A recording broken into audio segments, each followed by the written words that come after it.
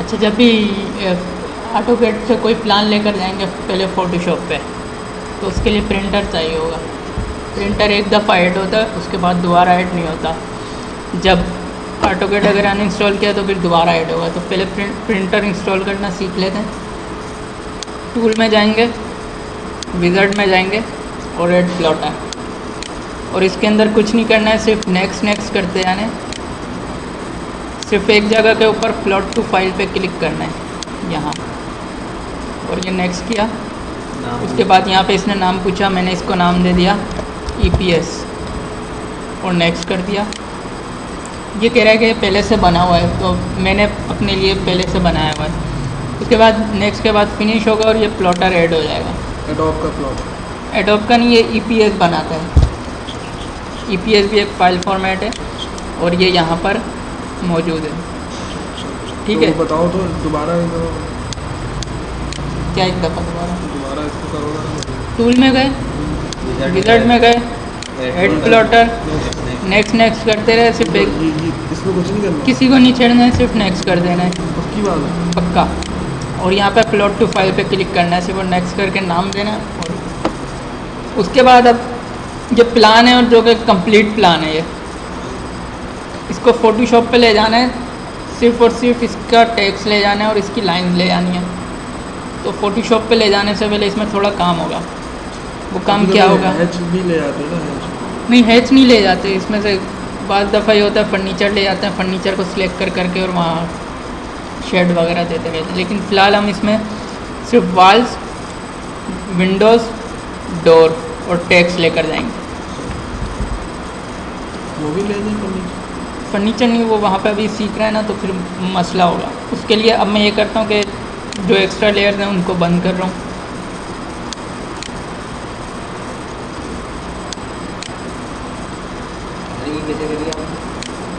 ये ऑटोकैड की चीज़ है, तो ये बाद में सीख लेंगे। सेलेक्ट करके ऊपर जाके बंद करता हूँ। मैं अभी बता देता हूँ अलग से। ये लॉन की लाइन है, इसको नहीं ख़त्म कर रहा हूँ। अच्छा, फ़िलहाल ये कर रहे हैं कि टेक्स्ट को भी ख़त्म कर रहे हैं। फ़िलहाल टेक्स्ट अलग से लेकर जाएंगे। उसकी वजह क्या है वो फ़ोटोशॉप में जाके बताऊँगा। ठीक है। अच्छा, उसके बाद जितनी भी हिडन लाइन्स हैं, ये आर्चिज़ हैं, आर्चिज़ को भी ख़त्म कर देंगे, क्योंकि फ़ोटोशॉप के अंदर हम आर्च डिफ़ाइन नहीं करते। ठीक है, इसको भी फ़िलहाल ख़त्म कर दिया। इसको इरेज कर देता हूँ। अच्छा, एक और चीज़ ये करनी है कि जितने भी डोर्स आ रहे हैं, डोर्स के आगे जिस तरह से ये लाइन लगी हुई है, ये लाइन लगी हुई है, इस तरह से लाइन लगा देंगे। या तो इसी लाइन को कंटिन्यू कर देंगे, डोर ख़त्म कर देंगे। वो किस लिए कि ये एक पेज बन गया। अब जब फ़ोटोशॉप के अंदर सिलेक्ट करेंगे तो ये सिलेक्शन में आसानी देगा।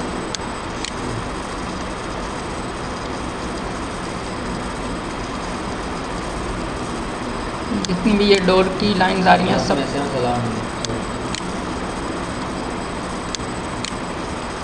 अगर अभी बीच में एक आध रेवी आती है तो वहाँ पर वो किस तरह से बनेगी। सपोज़ ये वाली रह गई मुझसे, तो ये वहाँ पर किस तरह से बनेगी इसको देख लेंगे। ये मैं जानबूझ के यहाँ पर छोड़ रहा हूँ। ये मैं अपनी तरफ से मैंने कंप्लीट कर लिया प्लान, और एक मैं रेक्टेंगल यहाँ पे बना रहा हूँ, और उसको हम दे देंगे डेफ पॉइंट की लेयर में, क्योंकि बाद में टेक्स्ट भी ले जाना है। तो टेक्स्ट बिल्कुल इसी हिसाब से आए, और टेक्स्ट अलग से क्यों ले जा रहे हैं वो भी देखेंगे। डेफ पॉइंट में था कि ये प्रिंट में नहीं आएगी। उसके बाद कंट्रोल P किया। अब ये रेडी है प्लान ऑटोकैड से फ़ोटोशॉप पे जाने के लिए। ठीक है, इसके अंदर क्या किया, सिर्फ और सिर्फ वॉल्स, डोर्स, विंडोज़ रखी हैं, स्टेयरकेस और रेलिंग रखी है। उसके अलावा जितने भी डोर्स थे उनके आगे ख़त्म, इनको बंद कर दिया। मेरे यहाँ पे एक मार्बल लगा हुआ होगा, टाइल टेक्सचर लगा हुआ होगा, और एक यहाँ पे डिफरेंट होगा। अगर यही वाला टेक्सचर यहाँ तक कंटिन्यू हो रहा है तो लाइन यहाँ लगेगी, और अगर ये वाला टेक्सचर सिर्फ यहीं तक है, ये वाला यहाँ कंटिन्यू हो रहा है, तो ये लाइन यहाँ लगेगी। इसी तरह अगर यहाँ का टेक्सचर अलग है, यहाँ का अलग है, तो लाइन यहाँ पे आ जाएगी, नहीं है तो ये एक लाइन पे। उसके बाद कंट्रोल पी किया, जिस तरह से प्रिंट करते हैं हम, कि यहाँ पर प्रिंटर वही जो EPS बनाया था उसको सिलेक्ट किया, और पेज सेटअप सपोज यहाँ पे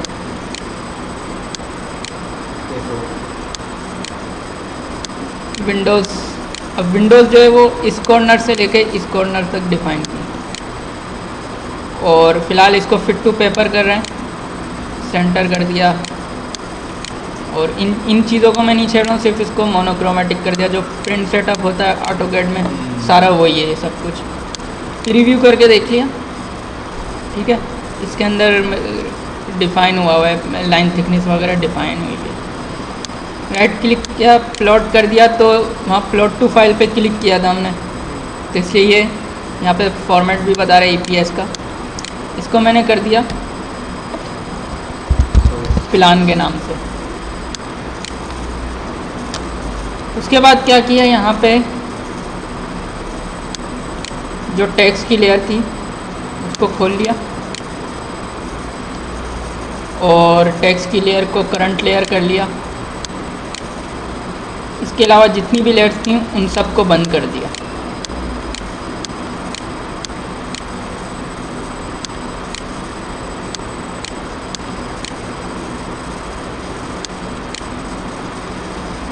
ठीक है, अगर कोई एक आध चीज़ इसमें रह भी जाए तो मसला नहीं है, बल्कि एक आध चीज़ अक्सर रहने देते हैं, इसके रेफरेंस से इसको वहाँ प्लेस करेंगे, वरना ज़रूरी नहीं है कि बिल्कुल ये एग्जैक्ट जहाँ जो टेक्स्ट यहाँ लिखा है वहीं पे है, लेकिन इसके थ्रू बिल्कुल एज इट इज़ जो ऑटोकैड का टेक्स्ट था वही मैं वहाँ पे रख दूँगा। और विंडो बनाने का मकसद यही था, ये जो विंडो बनाई थी, प्रीवियस प्लॉट किया, विंडोज़ ली, अब विंडोज़ यहीं से लिए, बल्कि प्रीवियस प्लॉट किया तो विंडोज़ की ज़रूरत भी नहीं थी। जितना बड़ा प्लान गया उतना ही बड़ा टेक्स्ट भी जाएगा, ये विंडो वहाँ पे बनाने का ये मकसद था। प्लॉट कर दिया और इसका नाम रख दिया टेक्स्ट। अब ऑटोकैड का काम ख़त्म हो गया।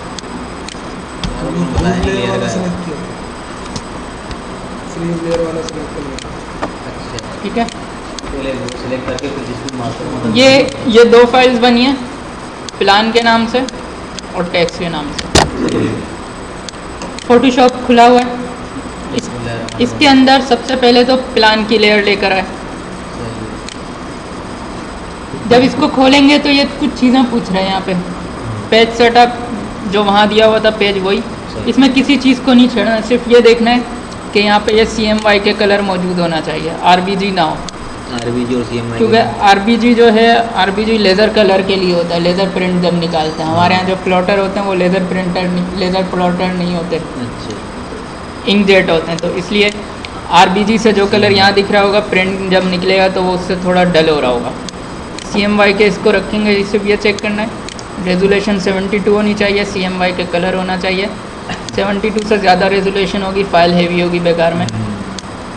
जिस साइज़ पे प्रिंट निकलेगा उसी साइज़ के हमारे यहाँ पे पेज साइज़ मौजूद है, तो रेजोल्यूशन 72 होगी। ओके कर दिया। अब ये एक इमेज खुल गई है, एक फ़ाइल खुल गई है जिसके अंदर ये प्लान मौजूद है। इस प्लान को सेव करेंगे ताकि ये PSD फाइल में कन्वर्ट हो जाए, फोटोशॉप की फाइल में। सिंपल इसको मैंने सेव कर दिया। ठीक है, अब इसके मुझे बैकग्राउंड पर देख नहीं रहे कुछ भी, उससे पहले मज़ीद इसमें काम करें, थोड़ा सा फोटोशॉप का इंटरफेस समझ लेते हैं। इसके लिए ये लेयर्स हैं, ये बंद पड़ी हैं, और ये टूल्स हैं, ये भी अक्सर बंद पड़े होते हैं। टूल्स खोलने के लिए यहाँ से टूल में गए, विंडोज़ में जाके टूल्स, और विंडोज़ में जाके ही लेयर्स का ऑप्शन है, ये लेयर्स खुल गई। नई लेयर बनानी हो तो ये ऑप्शन मौजूद है, क्रिएट न्यू लेयर का, क्लिक करते जाएंगे और ये नई लेयर्स बनती जाएंगी। इसमें क्या होता है, कंट्रोल Z कर रहे हैं तो लास्ट स्टेप था कि एक स्टेप पीछे है, दोबारा कंट्रोल Z किया तो एक स्टेप और पीछे नहीं जाएंगे, बल्कि एक ही स्टेप इसमें रिवाइज होता रहता है। बार बार पीछे के लिए इसमें कंट्रोल अल्टर जेड दबाते हैं। ठीक है, अब मुझे एक लेयर ऐड करनी है जिसको मैं वाइट कलर कर दूंगा क्योंकि मेरी लाइंस ब्लैक कलर की हैं। नई लेयर ली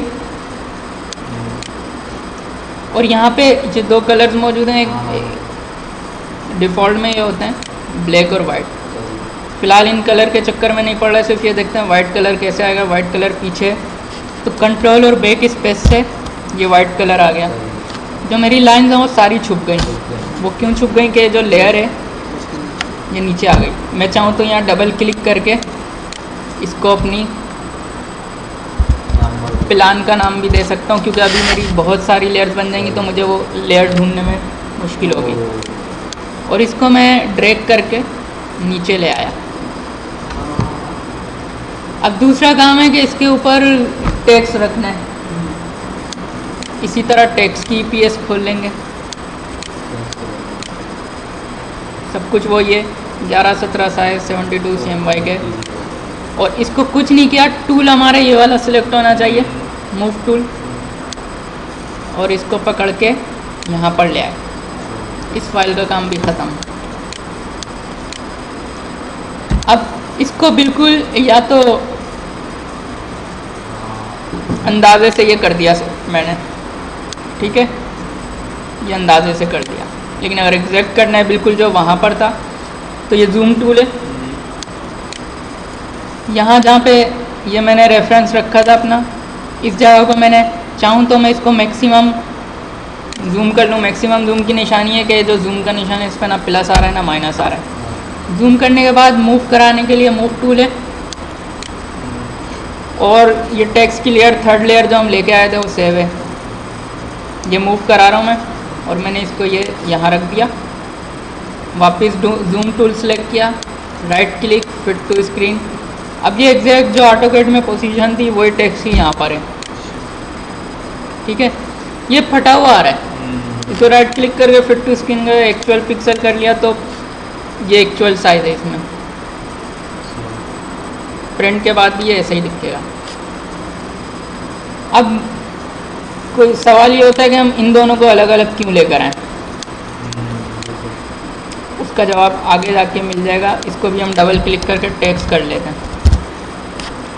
और एक काम और करते हैं कि हो सकता है काम के दौरान मुझसे टेक्स्ट मुझसे मेरा ये टूल सिलेक्ट हो और काम के दौरान क्या हो कि काम के दौरान मुझसे ये टेक्स्ट मूव हो जाए। तो इसको लॉक करने के लिए क्या करेंगे प्लान की लेयर और टेक्स्ट की लेयर को लिंक बना देंगे।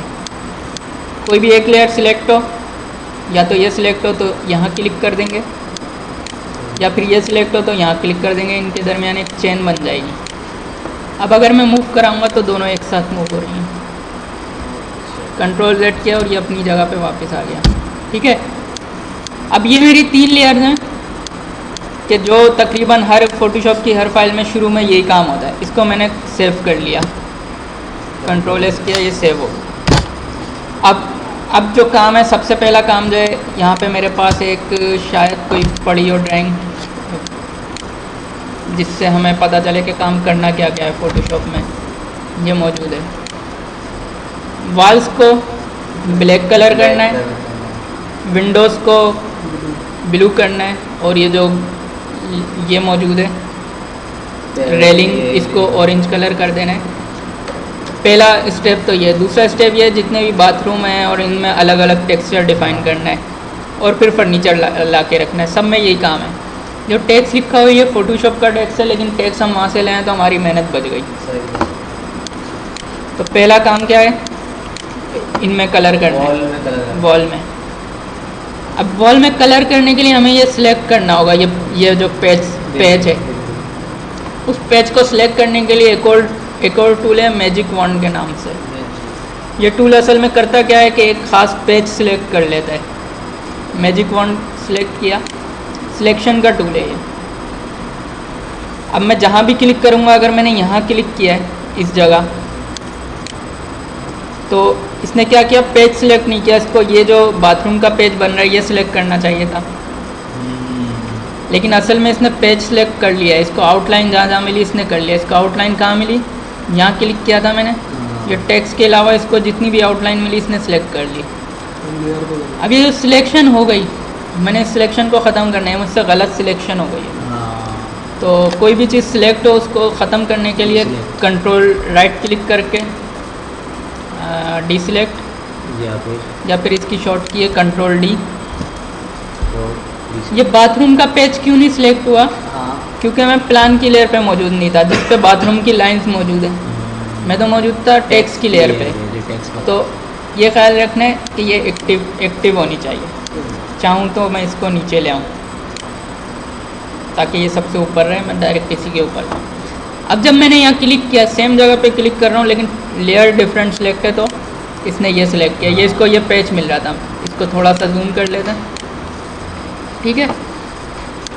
उसके बाद बाथरूम का हिस्सा तो ये भी है, ये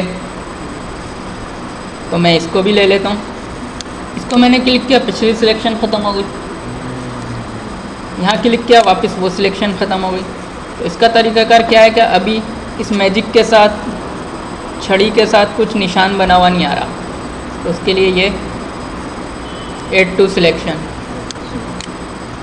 प्लस का निशान आया। अब अगर मैं क्लिक करूँगा ये सिलेक्शन भी बाकी रहेगी और ये भी आ गई, ठीक है। तो सिलेक्शन का तो ये तरीका है। फ़िलहाल अभी हम बाथरूम में टेक्सचर नहीं डालना, अभी हमें वॉल में कलर करना है।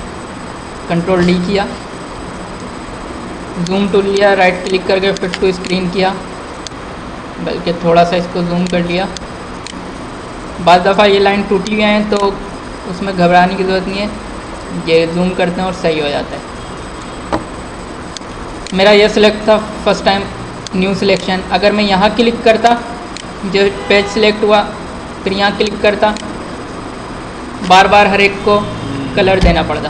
तो इसलिए मैंने यहाँ यहाँ क्लिक किया और अब जितनी भी वॉल्स हैं उन सबको मैं एक साथ सिलेक्ट करता जा रहा हूँ।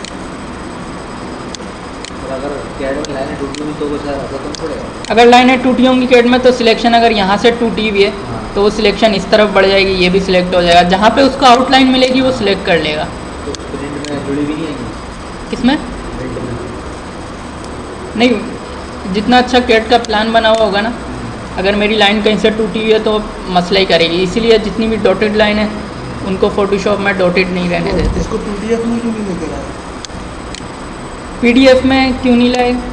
पीडीएफ में भी ला सकते हैं लेकिन बड़ा प्लान होता है तो पीडीएफ बनने में टाइम लेता है। और अक्सर बड़ा प्लान जैसे पीडीएफ में ज़्यादा फाइन आ रही है, जिस तरह ये भी फाइन आ रही है, जैसे ये बहुत बड़ा प्लान है ये वाला, तो इसकी पीडीएफ बनने में टाइम लगता। अच्छा, अगर मुझसे कोई एक आध वाल रह जाती है तो यहाँ मैं जानबूझकर और ये वाल छोड़ रहा हूँ, ये जो आउटर वाल कर सकते हैं। सिंपल सिर्फ ऑब्जेक्टिव ये है कि इसको यहाँ पे लेकर आ। मैं दो वाल जानबूझ के छोड़ रहा हूँ अभी, क्योंकि हो सकता है बाद दफ़ा ऐसी कंडीशन हो कि हमसे छूट जाए वाल। ये हो गई। अब एक चीज़ है, या तो मैं प्लान की लेयर पे ही और ये ब्लैक कलर ऐड कर दूँ इसमें। बेहतर अच्छा तरीका यह है कि मैं एक नई लेयर बन जाए इसकी। यहाँ पे हमने सीखा था नई लेयर इससे बनती है, ये क्या, और कंट्रोल बैक स्पेस से ये बैकग्राउंड कलर आया था और जो ऊपर का कलर है वो अल्टर और बैक स्पेस से आता है। कंट्रोल डी कर दिया, लेकिन हम कलर इस तरह नहीं देंगे। कलर किस तरह देंगे? कंट्रोल जेड किया, कंट्रोल अल्टर जेड, और लेयर भी ख़त्म कर दिया। हम एक तरीका सीख रहे हैं जिसमें लेयर ऑटोमेटिक बन जाएगी और कभी भी कलर चेंज हो सकता है। वो क्या है कि न्यू लेयर के बराबर में एक ऑप्शन है क्रिएट न्यू फिल और एडजस्टमेंट लेयर, इस पर क्लिक करेंगे और यहाँ तीन चीज़ें हैं, पैटर्न, ग्रेडियंट, सॉलिड कलर। हमारे काम की हैं सॉलिड कलर और पैटर्न। पैटर्न क्या है आगे पता चल जाएगा। पैटर्न वैसे यही है कि बेडरूम और बाथरूम वगैरह में जो टेक्सचर आएगा, लेकिन अभी सॉलिड कलर पे जाते हैं। ये आ गया, यहाँ से जो भी कलर लेंगे वो आ रहा। इसका फ़ायदा क्या है? इसका एक फ़ायदा भी है, एक नुकसान भी है। फ़ायदा तो इसका ये है कि किसी भी वक्त इस पर यहाँ डबल क्लिक करके और कलर चेंज कर सकते हैं। नुकसान ये है कि ये जो रह गया है मुझसे, मैं इसको अब इसमें ऐड नहीं कर सकता। तो इसलिए टेक्सचर में तो हमें यही तरीका करना पड़ेगा। अच्छा, कंट्रोल जेड करता हूँ मैं क्योंकि मेरी सिलेक्शन जो है वो बाकी थी। तो इन दो चीज़ों को भी सिलेक्ट कर लिया, बल्कि सिलेक्ट नहीं किया, न्यू लेयर बनाई और अल्टर और बैक स्पेस से कलर दे दिया और कंट्रोल डी कर दिया। कंप्लीट काम के बाद भी मेरे जहन में आ सकता है कि यार ये पैच रह गया, तो क्या होगा, मैं वापस प्लान की लेयर पे जाऊंगा। सिलेक्ट करने के लिए प्लान की लेयर पे जाना लाजमी है, जिसके ऊपर ये लाइन नहीं, ये सिलेक्ट किया, ये भी सिलेक्ट किया, ठीक है। वापस ब्लैक लाइंस की लेयर पे आया और अल्टर और बैक स्पेस से मैंने फोरग्राउंड कलर, जो ऊपर कलर आ रहा है वो दे दिया, तमाम वॉल्स में कलर आ गया, ठीक है। उसके बाद दूसरा जो मेरा है काम वो ये कि विंडोज़ में कलर करना है। अब तमाम विंडोज़ नहीं कर रहा, एक विंडो कर रहा हूँ, फिर बाकी तमाम विंडोज़ इसी तरह होंगी। विंडोज़ के लिए क्या करना है कि इनको जूम कर लेना है और उसी तरह प्लान की लेयर में गए, ये सिलेक्ट किया, ये सिलेक्ट किया।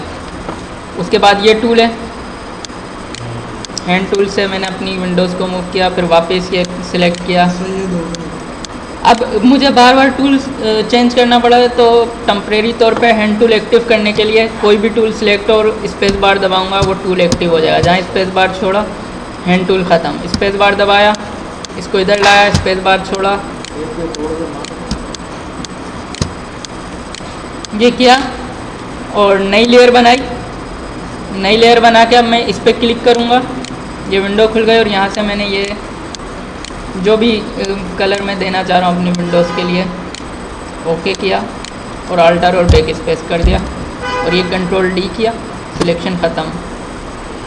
जूम किल या right click fit to screen, ये इस तरह से हमारे विंडोज़ आ जाएंगे। कोई विंडो रह जाती है तो उसी तरह प्लान की लेयर पे जाके और जो पिछला वाल में बताया था वही रिपीट करेंगे। अब इसके अंदर उसी तरह जो लेयर है यहाँ पे मौजूद है, रेलिंग में भी यही चीज़ करेंगे। पैटर्न बता दें, पैटर्न में पहले बनाना पड़ता है। अब एक चीज़ है कि टेक्स्ट के साथ एक एक्स्ट्रा चीज़ आ गई, और एक्स्ट्रा चीज़ क्या आ गई कि ये सेक्शन की लाइन आ गई। प्रेजेंटेशन ड्राइंग में सेक्शन की लाइन नहीं होती, इसको ख़त्म करना है तो टेक्स्ट की लेयर में आएंगे, इसको सिलेक्ट करना है, ये वाली सिलेक्शन का टूल एक्टिव किया, ये सिलेक्शन बनाई और डिलीट दबा दिया, कंट्रोल डी। मैं डिलीट करा तो फिल की कोई जगह नहीं खुल जाती है। फिल की कमांड नहीं खुलती होगी, वो कुछ लेयर वगैरह का ही कुछ होता होगा। अच्छा, एक चीज़ मैंने बताई थी कि मैंने यहाँ की लाइन जानबूझकर छोड़ी है, ठीक है।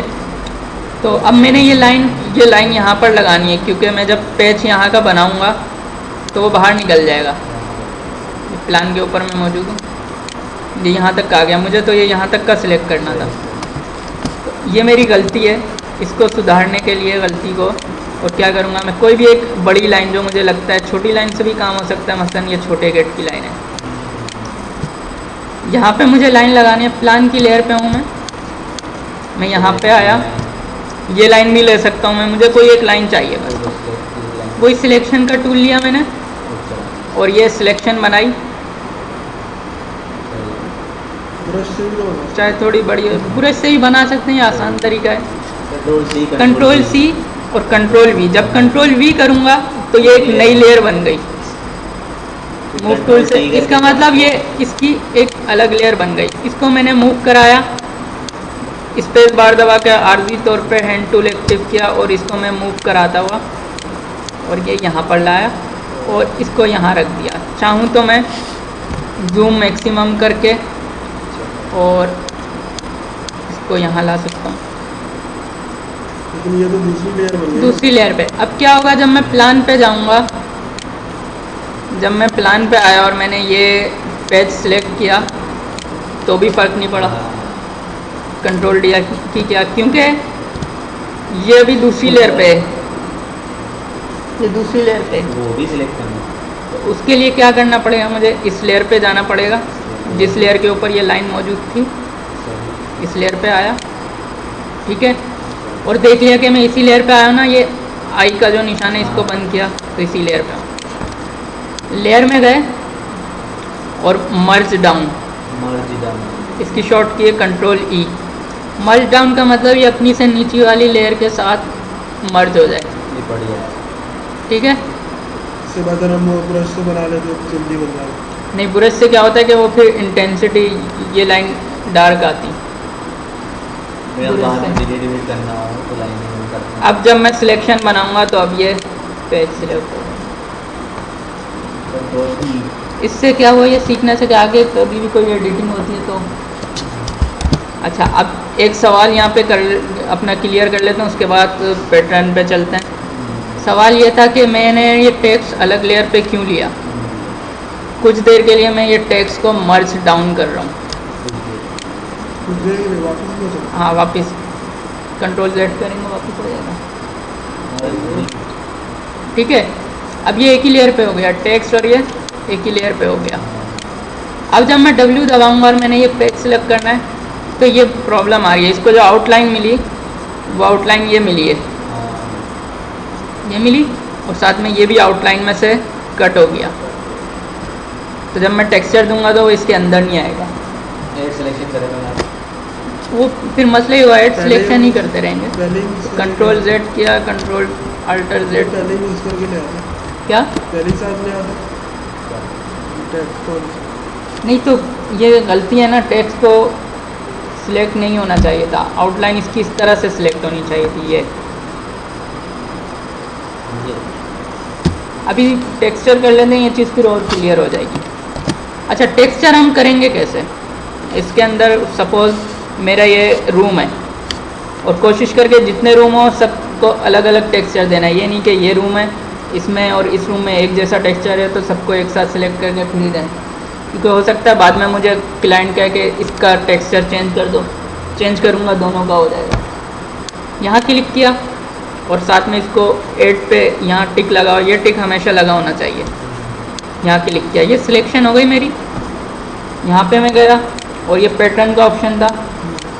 ठीक है, ये पैटर्न है जो अभी इसके अंदर फोटोशॉप के डिफ़ॉल्ट पैटर्न मौजूद हैं। ये पैटर्न मौजूद, सपोज़ कि ये एक टाइल का पैटर्न है, बहुत बड़ा आ रहा है तो यहाँ से इसकी स्केलिंग हो जाएगी। ठीक है, अब वो जितना भी ऑटोकेड पे देख लेना है कि वो नहीं पड़ा तो टाइम नहीं पड़ेगा। टाइल अभी इसका बनाते हैं, किस तरह से बनेंगे। ये मुझे पता है कि भाई ये 10 फीट का कमरा है तो मैं इसकी स्केलिंग कम करके देखता रहूँगा कि सपोज़ 30 के अंदर मैंने 1 2 3 4 5 6 7 टाइल आ गए। तो अगर मैं इसको ख़त्म हो गया वो डबल क्लिक करूँगा, वापस वही विंडो आ गई। मैंने इसको 20 किया तो 10 टाइल हो गए, स्केल ठीक हो गया, ओके कर दिया। 1 फीट का अगर एक टाइल है तो इस तरह से इसकी स्केलिंग करते हैं। ठीक है, वापस प्लान की लेयर पे और टेक्स्ट जो छुप गया उसको एंड में वापस ऊपर ले आएंगे, उसकी लेयर सबसे ऊपर ले जाएंगे। यहाँ पर आए, फ़िलहाल तो ये कर लेता हूँ मैं कि सबके अंदर अप्लाई कर देता हूँ पैटर्न कोई भी।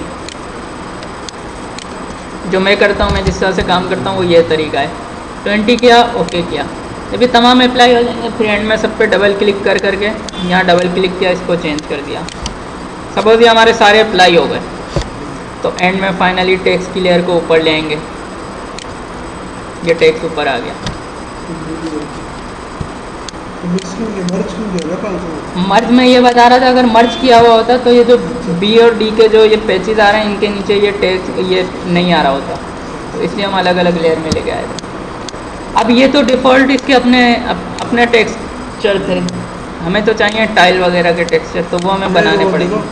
प्लान को भी ऊपर ले आओ, प्लान को भी ऊपर ही लेंगे एंड में, ताकि उसकी जो लाइंस हैं, जो डोर की लाइंस हैं, और ये चीज़ें सबसे एंड में ही ऊपर लाते हैं जब हम फर्नीचर भी लगा चुके होते हैं। ठीक है, क्यों, ताकि कोई चीज़ फर्नीचर में भी ना दबे। अक्सर टेक्स्ट दब जाता है फर्नीचर में।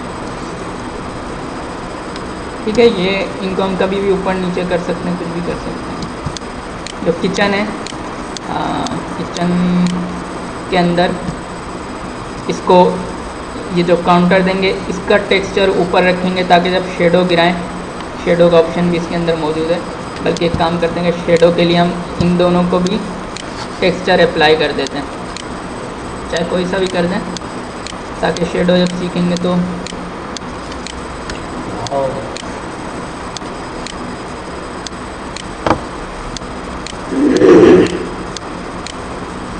ये वुडन काउंटर आ गया जिसके अंदर अभी डेप्थ शो नहीं हो रही। प्लान को इससे भी ऊपर ले गए। ठीक है, अब शेडो किस तरह आएगा वो आगे चल के देखते हैं। फ़िलहाल ये देखते हैं कि पैटर्न किस तरह से ऐड होंगे फ़ोटोशॉप में। ये जितने भी पैटर्न हैं ये तो इसके अपने अपने पैटर्न हैं। ये मैं सिलेक्शन नहीं की थी तो पूरी लेयर के ऊपर अप्लाई हो गया। अभी इसको कैंसिल किया मैंने, ख़त्म हो गया। ठीक है, तो उसके लिए क्या है, नया पैटर्न बनाने के लिए हमारे पास इमेज मौजूद होना चाहिए और थोड़ा हाई रेजोल्यूशन इमेज हो। इस तरह का इमेज ना हो जिस तरह की ये मैंने खोली थी। ये मैंने फेसबुक पे जो काम अपलोड किया था उसमें से मैंने डाउनलोड की है, तो इसकी रेजोल्यूशन इतनी हाई नहीं है। अगर इसमें से मैं काटूंगा तो वो स्केलिंग में मसला होगा, मुझे स्केल बहुत ही ज़्यादा छोटा करना पड़ेगा। ठीक है, तो बेहतर तरीका जो टेक्स्ट पैटर्न बनाने का वो ये कि हमारे पास 3D Max का मटेरियल मौजूद है। आपके पास वो मिल जाएगा कहीं से भी। 3D Max इंस्टॉल है तो उसके पास से 3D Max के मटेरियल के फोल्डर में जाके आर्चमेट के नाम से एक फ़ोल्डर होता है, वो ढूंढना पड़ेगा। इसमें पता नहीं किस जगह होगा, खैर वो मेरे पास अलग से भी पड़ा हुआ है।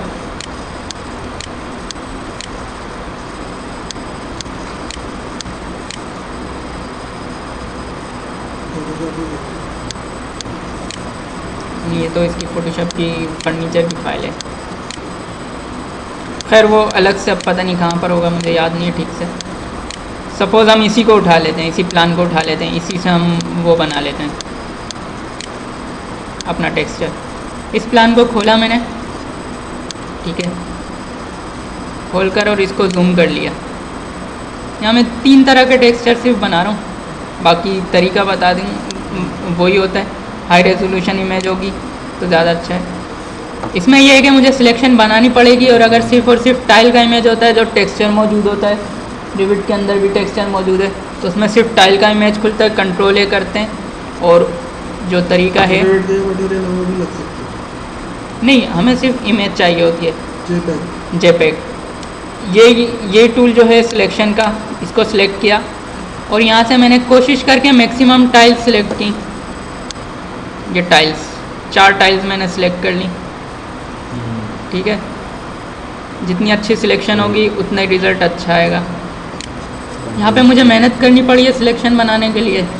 जो मटेरियल की फ़ाइल होती है उसमें सिर्फ और सिर्फ टाइल आ रही होती है, तो जब कंट्रोल ए करते हैं तो ऑटोमेटिक टाइल सिलेक्ट हो जाती है। यहाँ फिलहाल कुछ देर के लिए मैं कंट्रोल डी कर रहा हूँ। एडिट में जब जाएंगे तो डिफाइंड पैटर्न का एक ऑप्शन आ रहा है। ठीक है, कंट्रोल जेड किया मैंने, मेरी सिलेक्शन वापस आ गई लास्ट जो स्टेप था। जब ये बन गई, एडिट में गए, डिफाइंड पैटर्न पे क्लिक किया तो ये इसका प्रीव्यू आ रहा है। मैंने इसको नाम दिया टाइल 1, या नाम ना भी दूँ, सही है। अगर वो तो वो जैसा है, इसके अंदर लानी है अलग से, फोटोशॉप में खोलनी है। बोलना पड़ेगा। पैटर्न तुमको लेकर आ रहा है, यही है ना, ये तो हम सिलेक्शन से करवा रहे हैं। हाँ, एक बार जेपेग से अलग से जिसके अंदर सिर्फ टाइल हो, वो मैं अभी बता देता हूँ। कंट्रोल डी किया, अब मैंने ये बनाना है पैटर्न, तो कोशिश करके इसकी भी मैक्सिमम टाइल्स मैंने सेलेक्ट की।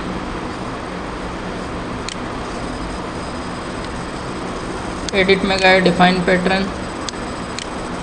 अब ये पैटर्न सिर्फ एक दफ़ा बनेंगे जब तक फोटोशॉप इंस्टॉल है। एक दफ़ा फोटोशॉप का अनइंस्टॉल किया तो बाद में दोबारा बनाने पड़ेंगे। इसी तरह जो ग्रास व्रास लगती है उसके भी पैटर्न बनाने पड़ते हैं। ठीक है, अब इसका काम ख़त्म। अच्छा, जो तुमने कहा था कि अगर अलग से हमारे पास इमेज मौजूद हो, सपोज़ ये इमेज है, इसको मैं डेस्कटॉप पे सेव कर रहा हूँ।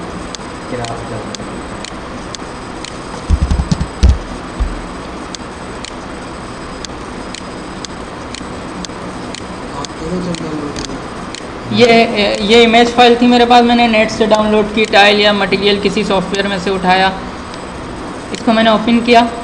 इसमें फ़ायदा मुझे ये कि ये टाइल बनी हुई आ रही है, सिर्फ कंट्रोल ए किया, सिलेक्शन हो गई, एडिट में जाके डिफाइन पैटर्न पे क्लिक कर दूंगा, पैटर्न बन जाएगा। करना वही है। अच्छा, अब क्या होगा, अब जब मैं यहाँ पे गया हूँ, अब पैटर्न में जाके देखूंगा तो मेरे 3 नए पैटर्न यहाँ पे ऐड हो चुके हैं। ठीक है, तो अब मैंने क्या करना है, मैंने सिर्फ और सिर्फ ये था। अब मैं भूल गया हूँ कि भाई ये कौन सी लेयर है, यहाँ से भी मुझे पता नहीं चल रहा, सबके तकरीबन एक जैसे अगर वो आ रहे हैं, एक जैसे क्या कहते हैं इसको, थंबनेल के। तो एक स्पेसिफिक लेयर के ऊपर जाने के लिए राइट क्लिक करेंगे, तो यहाँ पर ये बताया ना, यहाँ 2 लेयर्स मौजूद हैं, एक लेयर 2 जिस पे हमने वाइट कलर किया था, और एक पैटर्न फिल की लेयर जिसने सेलेक्ट कर ली।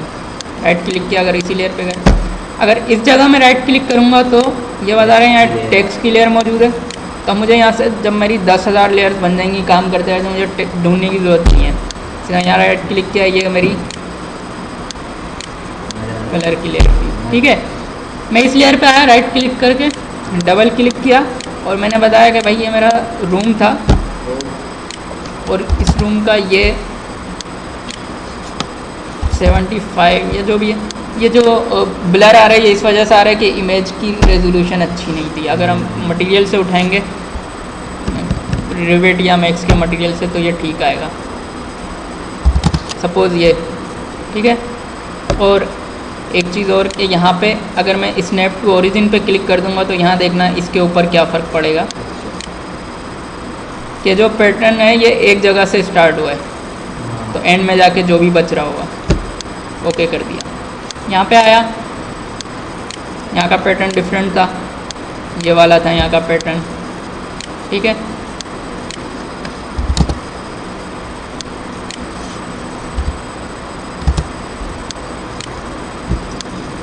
डबल क्लिक किया, स्नैप टू ओरिजिन किया।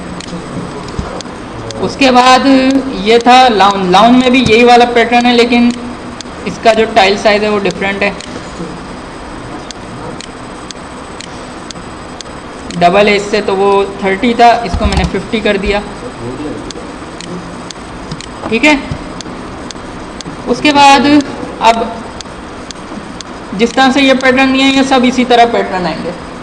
अब इससे पहले कि फर्नीचर लगाएं, एक चीज़ देख लेते हैं यहाँ पे कि यहाँ शेडो नहीं आ रहा है, इसका शेडो यहाँ गिरना चाहिए। तो इस लेयर को सिलेक्ट किया। ठीक है, यहाँ पे गए, ये ऑप्शन मौजूद है पहला वाला, ऐड लेयर स्टाइल, और ड्रॉप शेडो का ऑप्शन आ रहा है, इस पर क्लिक किया। ये बीच बता रहा है कि शेडो इसका इस तरफ गिरेगा। मैं चाहूँ तो शेडो को यहाँ से पकड़ के, और यहाँ से नहीं बल्कि यहाँ कहीं से होता है, यहाँ से इसको मैनुअली भी ट्रीट कर सकता हूँ, लेकिन अभी शेडो आ नहीं रहा। एंगल से भी कर सकते हैं, तो एंगल मुझे चेक करना पड़ेगा बार बार, लेकिन शेडो अभी आ नहीं रहा। उसकी वजह क्या है, शेडो आ रहा है पता नहीं चल रहा। शेडो क्यों नहीं पता चल रहा, कैंसिल कर दिया मैंने, अभी नहीं आएगा। वो यूँ नहीं आ रहा कि शेडो जब आ रहा है ना, तो ये जो लेयर है ये तो ऊपर है, तो शेडो तो नीचे दब रहा है इस लेयर की। इस लेयर को मैंने नीचे लाना है। तो ये एक टेक्निकल मसला है कि कौन सी लेयर ऊपर आएगी, कौन सी नीचे आएगी। ड्रॉप शेडो पे आए, अब शेडो आया। ठीक है, और इसको मैं चाहूँ तो मैं यहाँ से भी इसको मैनुअली ट्रीट कर सकता हूँ। बाकी इसमें शार्पनेस वगैरह वो इसमें इन चीज़ों को, ये डिस्टेंस कितनी दूर हो, और शार्पनेस वगैरह, इसकी साइज़ इसका कम करेंगे तो इसमें शार्पनेस आएगी, और किस जगह इसको, वो सारी चीज़ें इनके अंदर जाकर और देख लेना। ठीक है, इसी तरह ये 2 ही जगहों पे आता है शेडो, जहाँ काउंटर हो और जहाँ पर स्टेप्स हो। ठीक है, अब बारी आती है हमारी। अच्छा, जैसे इस पे मैंने अप्लाई किया शेडो, ये एक अलग से ये बन गया, लेयर के नीचे एक प्रॉपर्टी आ गई। जब मैं इस प्रॉपर्टी को यहाँ से बंद करूँगा, ठीक है, ये प्रॉपर्टी मैंने एक और लेयर पे अप्लाई करनी है, तो राइट क्लिक किया, कॉपी लेयर स्टाइल, कोई भी लेयर है, सपोज ये वाली लेयर है, इस पर मैंने राइट क्लिक किया और पेस्ट लेयर स्टाइल करूँगा, तो इसके ऊपर भी यही सेम प्रॉपर्टीज अप्लाई हो जाएंगी। अब आ जाती है हमारी बारी फर्नीचर की, और फर्नीचर के बाद ये प्लान कंप्लीट हो जाएगा। उसके बाद ये सेव जो हो रहा है, ये जो सेव हो रहा है, ये अभी सेव हो रहा है फोटोशॉप फॉर्मेट में। जब भी इसको खोलेंगे तमाम लेयर्स आएंगी। इसको जो क्लाइंट को हम देंगे वो जेपेग फॉर्मेट में देंगे। जब कंप्लीट हो जाएगा सेव एज करेंगे और यहाँ से सिर्फ इसकी जेपेग सिलेक्ट कर लेंगे। ठीक है। अच्छा, फर्नीचर कोई बड़ी चीज़ नहीं है, फर्नीचर बना बनाया इसके अंदर मौजूद पड़ा है। फ़ोटोशॉप का अपना नहीं है वो, कहीं से भी हम अपना भी बना सकते हैं। स्कैन किया, कोई डाटा से स्कैन किया और फिर उसको क्रॉप कर लिया। क्रॉप के लिए इसके अंदर पेन टूल है जिस तरह से मैक्स में यूज़ होता है उसी तरह से यूज़ करके, या ये लासो टूल है जिस तरह से पेंट के अंदर होता है, वो सिलेक्शन बना के जितनी फाइन सिलेक्शन होगी उतना अच्छा फर्नीचर आएगा। उसको कट करेंगे और एक नई फाइल के अंदर उसको सेव कर लेंगे। तो ये जो सारा फर्नीचर जो मैं नई फाइल खोलने लगा हूँ,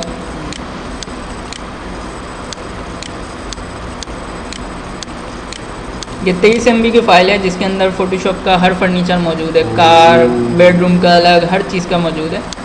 इसको मैंने खोल लिया फ़ोटोशॉप की फ़ाइल को। ये तमाम लेयर्स इसके अंदर मौजूद है। अब इस लेयर के अंदर मुझे क्या पता कि ये जो ये है इसकी लेयर कौन सी है, तो वही राइट क्लिक करके और ये इसकी लेयर पे आ गया। अच्छा, ये इसके अंदर क्या क्या चीज़ें हैं एक दफ़ा देख लेते हैं। पैटर्न अगर बनाना है तो वो इससे बन जाएगा। ये कारें इसके अंदर मौजूद हैं, ठीक है, और जो कि लिंक बनी हुई है अभी, और इनके ऊपर ड्रॉप शेडो अप्लाई हुआ है। ड्रॉप शेडो हुआ है, अब इसको हम चेंज करना चाहिए। ये यूँ नहीं होगा कि मैंने ड्रॉप शेडो बनाकर और इसको ड्रॉप शेडो के बाद इसको वो मर्ज किया हुआ है तो अब ये लेयर में कन्वर्ट हो जाए, ठीक है, वरना ये हो जाता है। जिस तरह से ये यहाँ पे क्लिक करेंगे, दोबारा यहाँ डबल क्लिक किया और जो शेडो दिया था उसकी सेटिंग में चले गए हम। तो यहाँ राइट क्लिक किया, ये तमाम की तमाम लिंक बनी हुई है। सिंपल करना क्या है, मैंने इन दोनों फाइलों को इस तरह से खोलना है, रीस्टोर कर लेना है और राइट क्लिक करके फिट टू स्क्रीन, ये पूरी स्क्रीन पे आ रही है। मूव टूल मेरा सिलेक्ट है। पहला काम, सबसे पहला काम ये है कि मुझे ये ख्याल रहे कि मैं प्लान और टेक्स्ट नीचे ही होंगे, इनको सबसे एंड में ऊपर लाते हैं। यहाँ मैं ऊपर लाया हूँ इसलिए ये पता चलिए सबसे ऊपर वाली लेयर मेरी सिलेक्ट होनी चाहिए। सपोज़ ये मेरी सबसे ऊपर वाली लेयर होगी काम करने के दौरान, ये नीचे ही होंगी दोनों जिनको हम एंड में ऊपर ले आएंगे। फाइनली ये हमारी सबसे ऊपर आएंगी। तो मेरी ये लेयर सिलेक्ट होनी चाहिए ताकि जो भी मेरा फर्नीचर आए वो किसी टेक्सचर की लेयर के नीचे ना चला जाए या पैटर्न की लेयर के नीचे, वरना वो छुप जाएगा। तो ये थी मेरी कार्स। इनको जब मैं यहाँ लेकर आऊँगा, जाने में टाइम लगाएंगे और बहुत बढ़िया हैं शायद। तो ये उसी तरह 6 लेयर्स यहाँ पे ऐड हो गई, 6-7, और उसी तरह लिंक बनी आएंगे। मैं इनका लिंक तोड़ दूंगा तो ये अलग अलग हो गई। सही है। फिलहाल मुझे यहाँ कार्स की ज़रूरत नहीं है, एक कार की ज़रूरत है, वो मैं अलग से ले आऊँगा। एक अलग अलग चीज़, एक बेडरूम का फर्नीचर ऐड कर लेते हैं, उसके बाद फिर पता ही चल जाएगा कि कौन सा फर्नीचर किस से ऐड होगा। बगैर शेडो का बेड लाना तो शेडो डालना। ठीक है। वैसे यहाँ पे जो मेरे पास मौजूद है वो शेडो वाला है सारा। ये एक दफ़ा देख लेते हैं, इसको गो थ्रू कर लेते हैं कि चीज़ें हैं क्या क्या। ये कहीं और से मिल जाती है ये कोई भी अगर प्रेजेंटेशन ड्राइंग देखिए नेट से, वहाँ से कट कर लिया। कुछ इसमें चीज़ें मेरी अपनी भी बनाई हुई हैं, जैसे ये जो ये मैंने अपनी बनाई है। अच्छा, ये कवर्ड है, सही है। हम ये इसके अंदर कोई है नहीं ऐसा जिसके अंदर शेडो दिया हुआ ना हो, लेकिन इसी के ऊपर वापस शेडो अप्लाई कर देंगे तो पता चल जाएगा। क्योंकि ये बस ऐसा है कि ये पहले से बना है फर्नीचर, सिर्फ जाके और वहाँ पे रखना है। ये पूरा ड्राइंग रूम का फर्नीचर है, ये बेडरूम्स का फर्नीचर है, जिसके अंदर सर्वेंट रूम का भी फर्नीचर है, ये लैंडस्केप, ये बाथरूम सारा, और ये ड्राइंग रूम वगैरह सारी चीज़ें मौजूद हैं। ये किचन। बेडरूम के लिए मैंने ये वाला सिलेक्ट किया, राइट क्लिक करके इसके ऊपर आया, इसको मूव करके यहाँ ले आया। उसके बाद ये बड़ा आ रहा है, घबराने की ज़रूरत नहीं है। उसके बाद यहाँ आया, राइट क्लिक किया, ये सिलेक्ट किया, यहाँ पर आ गया। उसके बाद मैंने इसके साथ की ये साइड टेबल सिलेक्ट की कि मैं सोफ़े के साथ अपने ये टेबल रखूँगा 2 सोफ़ों के दरमियान में, ठीक है। उसके बाद मेरे ख्याल से एक यहाँ पे ड्रेसिंग टेबल है, ड्रेसिंग टेबल है, ये ड्रेसिंग टेबल ले आए। ठीक है, ड्रेसिंग टेबल आ गई, ये इसके अंदर मौजूद है गिलास। उसके बाद एक मुझे टीवी भी चाहिए, कॉर्नर टीवी। एलसीडी यूनिट है? एलसीडी यूनिट है नहीं, वो नेट से डाउनलोड करके या मैक्स से रेंडर करके उसका टॉप व्यू लेकर। अच्छा देखो भाई, ये जो पायदान होता है बाथरूम के बाहर, बस कर दे यार, वो आ गया। एक चीज़ भी लाया। अबे ठीक है, और ये एक कार में ले रहा हूँ। ये आगे का आसरा नहीं रखना चाह रहा, बोला आज ही करना। नहीं, आगे का आसरा नहीं, वो तरीका यही है कि आप पहले सारा जो कुछ भी आपको चाहिए सारी चीज़ें लेकर आओ, ताकि बार बार इसके ऊपर इसको भी सिखा दे। वो इस वीडियो से सीख लेगा। अच्छा, ये बंदे लेकर आ गया मैं। ये बंदे हो सकता है कोई मेरे यूज़ में आए नहीं, कोई आए। बंद कर सकते हैं इनको कमरे में? फिलहाल इस फाइल को फिलहाल मैं बंद कर रहा हूँ। कर दो। अब ये तो आ रहे हैं बहुत बड़े बड़े, और इनका रुख भी चेंज है। तो अब इसको ये देखना है कि इसको कैसे छोटा करेंगे और कैसे अपने साइज़ में लेकर आएंगे इसको, और किस तरह से इसको रोटेट करेंगे। जूम दबाकर, और मैं पहले इस लेयर सेलेक्ट करेंगे। यहाँ पर आ गया, इसके ऊपर आ गया, पहले मूव हो रहा है। अब इसका साइज़ किस तरह से लेंगे? साइज़ लेने के दो तरीके हैं, या तो ये विंडोज़ रेफरेंस के तौर पे यूज़ करेंगे। सपोज़ ये मेरी 6 फीट की विंडोज़ है, तो बेड की विड्थ तकरीबन इतनी होनी चाहिए। स्केल का ऑप्शन नहीं होता? स्केल का ऑप्शन इस तरह से नहीं है। या फिर मैं ये ले लूँगा, कंट्रोल टी, वो मैनुअल स्केल है, ये नहीं बताता कि इतने फिट बाई इतने फिट का। अच्छा। या फिर ये मौजूद है मेरी टाइल्स, हाँ, ये भी है। मुझे पता है 1 फीट की एक टाइल मैंने लगाई, तो इस हिसाब से मैं समझता हूँ कि मेरी ये टाइल 1 फीट की है, तो अब इसके हिसाब से मैं कैसे बेड फिट करूँगा अपना। कंट्रोल टी शॉर्ट की है, वरना तो एडिट में जाकर ट्रांसफॉर्म, फिर ट्रांसफॉर्म। ठीक है, ये बॉक्स आ जाएगा इसमें। स्केप किया, ख़त्म हो गया। कंट्रोल टी शॉर्ट की है। इसमें जब बॉक्स के बाहर मूव कराएंगे कर्सर को, ये आया, ये रोटेट हो रहा है। सही है, जिस तरह से मुझे रोटेट करना है उस तरह करने के बाद और इंटर कर देंगे तो ये अप्लाई हो जाएगी रोटेशन। फिलहाल मैं कंट्रोल Z कर रहा हूँ, कंट्रोल T किया दोबारा। छोटा किस तरह से करेंगे इसको, ये छोटा कर दिया। लेकिन मसला क्या हुआ है? मसला ये हुआ है कि जब मैं इसको छोटा कर रहा हूँ तो मुझे बहुत मेहनत करनी पड़ रही है। ये प्रोपोर्शन का मसला हो रहा है। उसका आसान हल क्या है कि जब भी किसी चीज़ को छोटा करेंगे, फ़ोटोशॉप में प्रेजेंटेशन ड्राइंग बनाते तो ये ख्याल रखना है कॉर्नर से छोटा करना है इसको। इस तरह नहीं करना कि पहले यहाँ से कर दिया और फिर यहाँ से कर दिया। कंट्रोल Z कर दिया और फिर control Alt Z, control escape कर दिया भाई, कंट्रोल T किया। अब शिफ्ट जब मैं दबा रहा हूँ तो मैं अपने कर्सर को कहीं भी ले जाऊँ, X और Y एक साथ एक जितने ट्रांसफॉर्म हो रहे हैं तो शेप पे फ़र्क नहीं पड़ रहा। सपोज़ ये मेरी यहाँ तक मेरा 6 फीट हो गया, 6 टाइलें मैंने गिन ली। एक अंदाज़ा बता रहा हूँ, वो परफेक्ट तो जब प्लान में काम कर रहे होंगे तब करेंगे। और इसको मैं पकड़ के यहाँ से खाली जगह से पकड़ के और यहाँ ले आया, और अब इसको रोटेट करने का मरहला आया। तो रोटेट में भी वही है कि अभी फ्रीली रोटेट हो रहा है। शिफ्ट दबा के जब मैं करूँगा तो परफेक्ट रोटेशन होगी। जिस तरह से मैक्स के अंदर हम स्नैपिंग ऑन कर देते हैं। और अब एंटर किया और इसको मूव करा के मैंने यहाँ रख दिया। ठीक है, अगर ये किसी तरह ऐसा होता कि ये मेरे किसी टेक्सचर के नीचे आ गया होता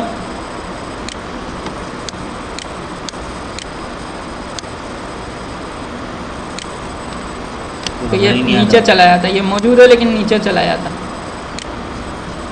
इसी तरह इसमें हर चीज़ को ये इसको कंट्रोल T किया, और इसको जो मैं अक्सर करता हूँ मैं इसको डोर के हिसाब से कर लेता हूँ। शिफ्ट दबाया और ये यहाँ पे ले आया। अब मुझे एक और सोफ़ा चाहिए, एक और सोफ़ा चाहिए मुझे। कॉपी करो, इसको कॉपी करना है। अब एक और लाने की ज़रूरत नहीं है। किसी भी चीज़ को कॉपी करना हो तो मूव कराने के बजाय शिफ्ट दबा के मूव कराएंगे, जिस तरह से मैक्स में कराते हैं। शिफ्ट दबा के इसको मूव कराया, नहीं शिफ्ट नहीं, आल्टर जब दबाएंगे तो इसमें कर्सर चेंज हो गया, ये कॉपी हो गया। इसमें कोई इंस्टेंट्स वगैरह का ऑप्शन नहीं है कि एक को छोटा किया तो दूसरा भी। अल्टर के साथ अगर शिफ्ट भी दबा दूंगा, लेकिन ये है कि शिफ्ट भी दबा के अलग रखूँगा बनेगी, तो स्ट्रेट कॉपी हो रहा है। ठीक है, ये आया। कॉपी की एक और लेयर बन गई इसकी, यहाँ पे ये लिखा भी आ रहा है कि कॉपी 6 की कॉपी 6 की कॉपी है। इसके दरमियान में ये मैंने टेबल रखनी है, इन दोनों के दरमियान में। कंट्रोल टी किया। इसको अब मैं चाहूँ तो मैं अपने हिसाब से इसको छोटा कर सकता हूँ, एक्स और वाई अपने हिसाब से रख सकता हूँ। इसमें शिफ्ट दबाने की जरूरत है। इसमें शिफ्ट दबाने की इतनी कोई ख़ास ज़रूरत नहीं, या अगर मुझे गोल ही रखनी थी इसको तो फिर शिफ्ट दबा सकता था मैं। इसको मैंने इनके साथ रख दिया यहाँ पे। ठीक है, अब मुझे हो सकता है मुझे ये तीनों बाद में मूव करने पड़े एक साथ। इसको मैंने यहाँ के बजाय यहाँ लेकर आना है। उसके लिए मैंने इन तीनों को इनको मैंने लिंक बनाना है, मर्ज नहीं करना है, लिंक बनाना है। मर्ज तो मुकम्मल तौर पे ये मर्ज हो जाएगी। लिंक क्या होता है कि टेम्परेरी तौर पे ये एक हो जाएंगी। और हाँ, टेम्परेरी तौर पे। अच्छा, इसके अंदर क्या है, राइट क्लिक अगर करेंगे यहाँ पे तो पूरा 90 डिग्री का भी मौजूद है ऑप्शन। सही टेक्स्ट की लेयर ऊपर है इसलिए ये नज़र आ रहा है। अब ऑटोकैड का टेक्स्ट लाने का नुकसान ये है कि बेड के ऊपर से मैं इसको मूव नहीं कर सकता। या तो टेक्स्ट की लेयर पे जाऊंगा और जिस तरह से ए को हमने कट किया था, यही सिलेक्शन का टूल सेलेक्ट किया, कंट्रोल एक्स किया और कंट्रोल वी कर दिया। अब ये अलग से लेयर बन गई इसकी। अलग अलग बन और सपोज़ मैं क्लाइंट को धोखा देने के लिए, या क्लाइंट को नहीं, जो ख़रीदेंगे, बिल्डर नहीं बल्कि बिल्डर से जो ख़रीदेंगे उनको धोखा देने के लिए मैं इसको 15x18 देना चाह रहा हूँ। यहाँ एडिट नहीं कर सकता। अगर ये फ़ोटोशॉप पे हो तो फ़ोटोशॉप पे कंट्रोल सी किया, यहाँ सिलेक्शन टेक्स्ट की लेयर पे गए, सिलेक्शन बनाई, कंट्रोल सी बल्कि कंट्रोल एक्स, ताकि वहाँ से कट जाए, कंट्रोल वी। क्या सिलेक्शन दवाई ना, कट पेस्ट कर दिया और इसको मूव करा के यहाँ रख दिया। ठीक है, अच्छा हम इसकी बात कर रहे थे। अब मैंने इसके साथ इन दोनों को भी लिंक करना है। अब मैं इनकी लेयर ही ढूंढता रहूँगा कहाँ पर है। ठीक है, तो जिस तरह से हमें राइट क्लिक करके हम इस लेयर के ऊपर चले जाते हैं। अब मैंने याद रखूँ कि ये लेयर थी, अच्छा इसको किसके साथ करना था, लिंक भूल गया। तो बेहतर तरीका ये है कि इसके ऊपर आए, क्योंकि इसके ऊपर मैं क्यों आया हूँ कि इसकी पहले ही से एक लिंक बनी हुई है, जो इसका शेडो वाली लेयर थी उसके साथ ये लिंक है। ये लेयर सिलेक्ट करनी है, लेकिन शिफ्ट दबा के और ये सिलेक्ट करेंगे तो ये यहाँ पर ये चेक किया, ये पहले मौजूद नहीं था, लेकिन अब जब मैं सिलेक्ट करूँगा तो ये आ गया। इसी तरह ये लेयर 6 ये वाली राइट क्लिक जब करूँगा शिफ्ट दबा के तो ये, अगर शिफ्ट दबा के राइट सिलेक्ट नहीं किया तो सिर्फ लेयर चेंज हो गई, और अगर शिफ्ट दबा के सिलेक्ट किया तो ये अब ये तमाम एक साथ मूव हो रहे हैं। ठीक है, इनको मैं यहाँ पे लाया, मैंने इनको यहाँ रखना, कंट्रोल टी किया। 180 डिग्री रोटेट भी कर सकता हूँ या इसको फ्लिप भी कर सकता हूँ। फ्लिप हॉरिजॉन्टल और वर्टिकल क्या है, फ्लिप हॉरिजॉन्टल एक्स और वाई एक्सिस में फ्लिप हो जाए। अब इसको ऊपर मैंने फ्लिप करना है, ये पूरा मिरर एक तरह से कह सकते हैं इसको। इसी तरह ये है, इसको मैंने सपोज यहाँ रखना था और कंट्रोल टी करके अब 180 डिग्री भी रोटेट कर सकता हूँ। राइट क्लिक करके इसको फ्लिप हॉरिजॉन्टल करूँगा तो ये एक्स एक्सिस में फ्लिप हो जाएगा। और ये इसका सेंटर पॉइंट अगर मैंने मूव करा के यहाँ रख दिया, अब इसको फ्लिप करूँगा तो ये इस तरह से हुआ। लेकिन अक्सर हम सेंटर पॉइंट को छेड़ते नहीं हैं, ये सेंटर पॉइंट सेंटर में ही रहता है। हेलो,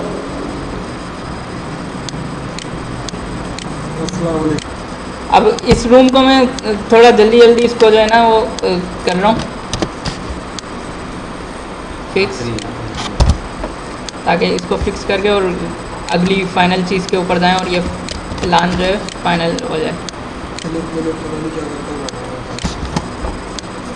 इसके कॉर्नर टीवी तो इसको मैंने यहाँ पे सेट कर दिया। अब ये काम करने के साथ साथ अंदाज़ा होता रहेगा कि ये अभी इतना बड़ा क्यों आ रहा है, क्या चक्कर है। ये बाज़ दफ़ा ये होता है कि इसके साथ एक और लेयर आ जाती है, या जो भी वजह है कि इसकी ड्रेसिंग टेबल आ गई। सही है, ये सिर्फ सिखाने के लिए। और ये है पायदान रखा होता है, रग कहते हैं, ये यहाँ पे आ गया। ठीक है, और ये जो मैंने बनाया था ये टेक्स्ट को मैं पकड़ के और यहाँ पर ले आया। इसी तरह से तमाम के तमाम, अगर अब इस रूम का बेड लेकर आता हूँ, वो डिफरेंट बेड है, तो अब मैं उसको इसके साथ साइजिंग करूँगा ताकि अलग अलग बेड ना हो जाए मेरे साइज में। ठीक है, इसी तरह इस पूरे को, जहाँ तक लोगों की बात है तो ये घंटी मौजूद है, वो की LPC वो ये उसका हिस्सा है, प्रेजेंटेशन का हिस्सा है। मैंने सिलेक्शन बनाई, इनको सिलेक्ट किया मैंने, Ctrl+X और Ctrl+V। ये एक घंटी हैं जो कि बेड पर से उतरते हुए दिखाए इनको, और तो इनको छोटा कर देंगे। ठीक है, और ये मेरे ख्याल से ज़्यादा हो गई हैं छोटी, मैं सिर्फ रफली कर रहा हूँ। इनको सोफ़े पर बैठे हुए दिखाना है। अच्छा, ये जो लोग हैं ये सबसे ऊपर आने चाहिए।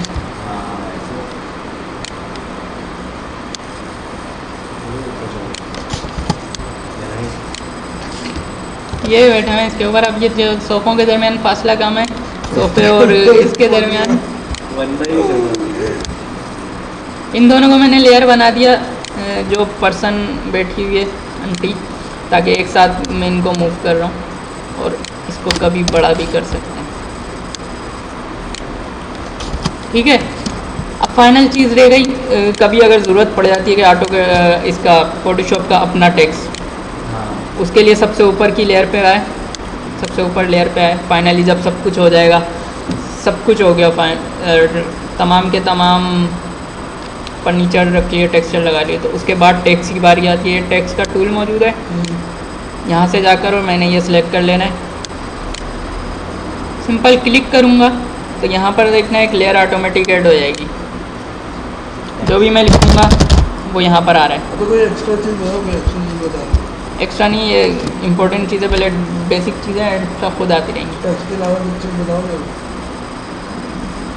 देखते हैं अभी, ये वही फोटो वर्ड वाले ऑप्शन है सारे,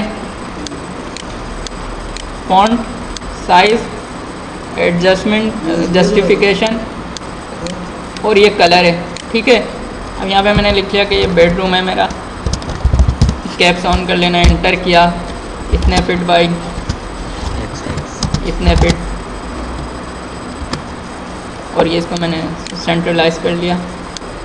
ठीक है, मैंने रफली बताया भी इसको किस तरह से इस फॉर्म में लिखना है, वो बोल्ड इटैलिक। ठीक है, बोल्ड इटैलिक नहीं, मतलब बेड है इतने बाई फिट का निशान, और ये सारी जैसे ऑटोकैड में लिखना है। वो तो ठीक है, इसको कभी भी चेंज करना है तो ये डबल क्लिक किया, ये वापस एक्टिव हो गया और लिख लिया।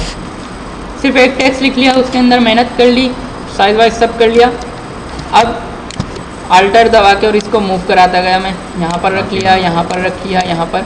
ये उस सूरत में जब हम ऑटोकैड से टेक्स्ट नहीं ला रहे हैं। ठीक है, और यहाँ पर देखा मैंने सब बनती जा रही हैं। यहाँ से अब डबल क्लिक करना है और ये किचन फलाना फलाना ये करते आना है, और यहाँ से ये, या फिर एंटर, ये नम लोग के साथ जो एंटर होता है वो वाला एंटर। वो वाली फाइल दे देगा मुझे। ठीक है, और इसको फाइनली ये Ctrl+S करेंगे। क्या मतलब? फाइनली इसको Ctrl+S किया, तमाम लेयर्स के साथ ये सेव हो जाएगा। और उसके भी बाद क्लाइंट को दिखाने के लिए, क्लाइंट को भेजने के लिए सेव एज कराएंगे। अब प्रिंट के लिए JPEG इसकी बनाएंगे, ताकि प्रिंट वाले के पास अगर फोटोशॉप ना भी हो तो सेव हो जाए। और ये फोटोशॉप में फ़िलहाल बेसिक इतना ही है, इससे सीख लेना। अब जो कुछ इससे सीखना हो, फ़िलहाल बेसिक जितना भी हो।